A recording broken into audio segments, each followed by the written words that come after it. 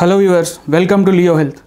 ఈనాటి మన ముందులో ఉన్న డాక్టర్ రాకేష్ గారు గ్యాస్ట్రోఎంట్రాలజీలో 16 ఏళ్ళ ఎక్స్పీరియన్స్, 10,000 పైగా ప్రొసీజర్స్ చేశారు. ఈ మధ్యన చాలామంది వర్క్ ఫ్రమ్ హోమ్ చేయటం వల్ల వాళ్ళకి కొన్ని డైజెషన్ ఇష్యూస్ వస్తున్నాయి. ఇప్పుడు దాని గురించి మనకి కొన్ని పరిష్కారాలు చెప్తారు. నమస్కారం డాక్టర్. నమస్కారం అండి. సో ఇప్పుడు గత 5-6 నెలల నుంచి మనం చూస్తుండగా అందరం చాలామంది వర్క్ ఫ్రమ్ హోమ్ అనే కాన్సెప్ట్తో పనిచేస్తున్నాం.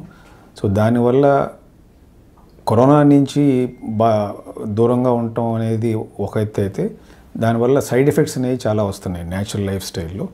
దాంట్లో మెయిన్లీ జీర్ణకోశ వ్యాధులకు సంబంధించి కొన్ని అంశాలు జాగ్రత్తగా మనం డీల్ చేస్తే అవి రాకుండా ఉంటాయి. ఇప్పుడు కూడా ఇంకా పార్షియల్ లాక్డౌన్ కిందే ఉన్నాం మనం.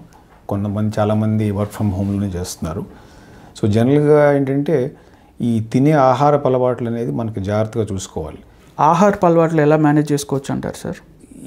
Wisely eat healthy and eat timely అంటాం. అంటే ఈట్ హెల్దీ అంటే మంచి న్యూట్రియంట్ ఫుడ్, సరైన మోతాదులో కార్బోహైడ్రేట్స్, ప్రోటీన్స్, ఫ్యాట్స్, మినరల్స్ చూసుకుని తినటం ఒకటి. రెండు, టైమ్లీ ఫుడ్ అంటే ఒక టైం పెట్టుకుని తినాలి. ఇప్పుడు పడితే అప్పుడు లేట్ నైట్ ఫుడ్ తింటాం, లేదంటే ఎర్లీ మార్నింగ్ తింటాం, అట్లా లేకుండా పర్టికులర్ టైం ఉండాలి. అండ్ మూడోది ఈట్ వైజ్లీ అంటే తెలివిగా తింటాం. అంటే నేను చెప్పినట్టుగానే తక్కువ మోతాదులో ఎక్కువ సార్లు తీసుకోవటం, ఏమి తీసుకోవాలనేది అది ఒక ఆర్ట్ ఆఫ్ ఈటింగ్. ఏది పడితే అది మనకి దొరికిందల్లా తినటం అనే కాకుండా. సో ఇవి బేసిక్ ప్రిన్సిపల్స్. సార్ ఇప్పుడు లాక్డౌన్లో చాలామంది ఎక్సర్సైజులు కూడా చేయట్లేదు. దాన్ని ఓవర్కమ్ చేయటం ఎలా, ఫిట్గా ఉండటం కోసం? ఎక్సర్సైజ్ అనేది ఇంపార్టెంట్. దాని మీద ఏమి లాక్డౌన్ లేదు ఇంతవరకు. అంటే there is no lockdown on exercise. Exercise చేయకుండా, సోషల్ లాక్డౌన్ అని బయటికి వెళ్ళకుండా, ఫుడ్లో కూడా జాగ్రత్తలు తీసుకోకుండా ఏది పడితే తినేసి ఊబకాయం వల్ల ఒబిసిటీ లావ్ అయిపోవటం అనేది అదంతా మన చేతుల్లో ఉంది. ఎక్సర్సైజ్ చేయడం అనేది it's all in our mind set. మనం చేయాలి అనే దృక్పథం ఉంటే ఎక్సర్సైజ్ చేయగలం, చేయలేవద్దు అంటే చేయలేం. So it is as simple as that. So social lockdown అనేది సోషల్ లాక్డౌన్ కానీ ఎక్సర్సైజ్ లాక్డౌన్ కాదు. సో ఆహారం సరిగ్గా తీసుకోవటం, సరైన మితంగా తీసుకోవటం, దెన్ ఎక్సర్సైజ్ చేయటం, ఇవన్నీ వెరీ ఇంపార్టెంట్. ఎందుకు చెప్తున్నానంటే ఇవి కానీ ఈ ఎక్సర్సైజ్ చేయకుండా ఆహారంలో సరైన జాగ్రత్తలు తీసుకోకపోతూ ఉంటే దానివల్ల జీర్ణకోశ వ్యాధులకు సంబంధించి ఫ్రమ్ హెడ్ టు టో, అంటే నోటి నుంచి చిన్న పేగు పెద్ద పేగు వరకు అన్నిట్లోనూ ఎంతో కొంత ఎఫెక్ట్ పడుతుంది. మీకేమవుతుందంటే ఈ జీర్ణాశయం మీద ఎఫెక్ట్స్ ఎలా ఉంటుందంటే ఈ ఒబిసిటీ వల్ల కానీ, జంక్ ఫుడ్ వల్ల కానీ యాసిడిటీ వచ్చి రిఫ్లెక్స్ అనేది ఎక్కువ ఉండటం, దానివల్ల మీకు ఈ తేన్పులు కానీ, పొట్టోబ్బరం, మంట, ఈ జీఈఆర్డీ అంటాం, గ్యాస్ట్రోఎసోఫేజియల్ రిఫ్లెక్స్ డిసీజ్ అనేది, అది ఎక్కువ అవుతుంది. రెండోది ఫ్యాటీ లివర్ అంటాం, వెరీ కామన్గా అందరికీ కనిపిస్తూ ఉంటుంది. ఈ కొలెస్ట్రాల్ అది ఎక్కువ ఉండి దానివల్ల లివర్లో ఫ్యాట్ డిపాజిట్ అవుతుంది. అది లాంగ్ రన్లో సిరోసిస్ అని లివర్ పాడే అవకాశాలు ఉంటాయి. మూడోది బ్యాక్టీరియల్ ఓవర్ గ్రోత్ అని, చిన్న పేగు పెద్ద పేగులో చెడు బ్యాక్టీరియా మంచి బ్యాక్టీరియాని డామినేట్ చేస్తే దానివల్ల కూడా సైడ్ ఎఫెక్ట్స్ వచ్చి కొంతమందికి మలబద్ధకం, కొంతమందికి లూజ్ మోషన్స్, కొంతమంది పెయిన్, సో ఇట్లా రకరకాలు వస్తాయి. సో ఇవన్నీ ఏంటంటే ఇన్ జనరల్గా వచ్చే ప్రాబ్లమ్స్ గ్యాస్ట్రోఇంటెస్టైనల్ దాంట్లో. అండ్ దాంతోపాటు ఇన్ జనరల్ కాకుండా ఈ టైంలో ఇంకా ఎక్కువ అవుతాయి మనకి ఈ హ్యాఫజార్డ్ లైఫ్ స్టైల్ వల్ల. సో వెయిట్ మేనేజ్మెంట్ అనేది చాలా ఇంపార్టెంట్.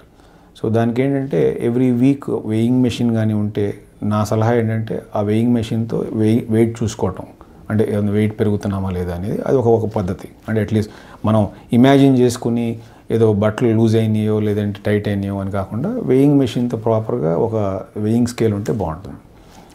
ఇంకోటి ఏంటంటే అందరికీ అన్ని ఫుడ్స్ పడవు. అలా అని చెప్పి నేను ఒక్కొక్కరికి ఈ ఫుడ్డే తినాలని నేను చెప్పట్లేదు. కార్బోహైడ్రేట్స్, ప్రోటీన్, ఫ్యాట్స్ ఈ కామన్ పీపుల్కి ఎలా తెలుస్తుంది సార్ ఎంత మోతాదులో తినాలి ఏంటి అనేది?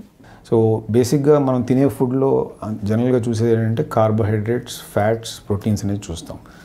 సో ఒక సింపుల్ సూత్రం ఏంటంటే మనకి ఆహారం కావాలి తినటానికి, తిని జీవించడానికి. సో దాంట్లో కార్బోహైడ్రేట్స్ అనేది, ప్రోటీన్స్ అండ్ ఫ్యాట్స్ అనేది అన్నిట్లో ఉంటుంది. మనం ఏ తినే ఫుడ్లో అయినా ఈ 3 బేసిక్ రెసిపీస్. సో మనం గుర్తుంచుకోవాల్సింది ఏంటంటే 1 గ్రామ్ కార్బోహైడ్రేట్ అంటే రైస్ లేదంటే ఈ జొన్నలు ఇలాంటివన్నీ 1 గ్రామ్ తింటే 4 క్యాలరీలు మన బాడీలోకి వెళ్తుంది. అదే 1 గ్రామ్ ఫ్యాట్స్ అంటే ఆయిల్ కానీ స్వీట్స్ కానీ ఎనీథింగ్ ఆయిలీ ఫ్యాటీ ఫుడ్ అది 1 gram is equal to 9 calories. Proteins అంటే అవి మన ఈ పప్పుల్లో ఉండొచ్చు, పప్పు ధాన్యాల్లో, లేదంటే ఎగ్, నాన్ వెజ్ చికెన్ వాటిలో ఉండొచ్చు. సో అది 1 గ్రామ్ తింటే 4 క్యాలరీ వెళ్తుంది. సో ఈ లెక్కన మనం ఎంత తింటున్నాం అనేది గ్రామ్స్ ప్రకారంగా చూసుకుంటే ఇన్ని గ్రామ్స్ తిన్నాము కార్బోహైడ్రేట్స్ అంటే దానికి ఇంటూ 4 చేసుకోవాలి. ఇన్ని గ్రామ్స్ ప్రోటీన్ తిన్నాము అంటే ఇంటూ 4 చేసుకోవాలి.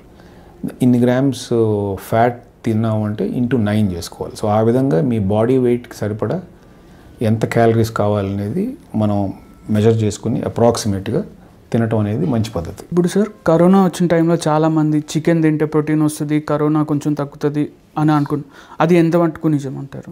అది ఒక రకంగా నిజం. ఏంటంటే బాడీ ఇమ్యూనిటీ పెంచడానికి మనకి కొంచెం పౌష్టికాహారం కావాలి. సో బాడీ ఇమ్యూనిటీ పెంచి ఈ కరోనా వైరస్ ఏదైనా వచ్చినా రాకుండా ఉండడానికి ఫైట్ చేయడానికి. అలా అని చెప్పి మితిమీరంగా తిన్నామంటే దానివల్ల ఈ ఊబకాయం వచ్చి ఈ సైడ్ ఎఫెక్ట్స్ అన్నీ వస్తాయి.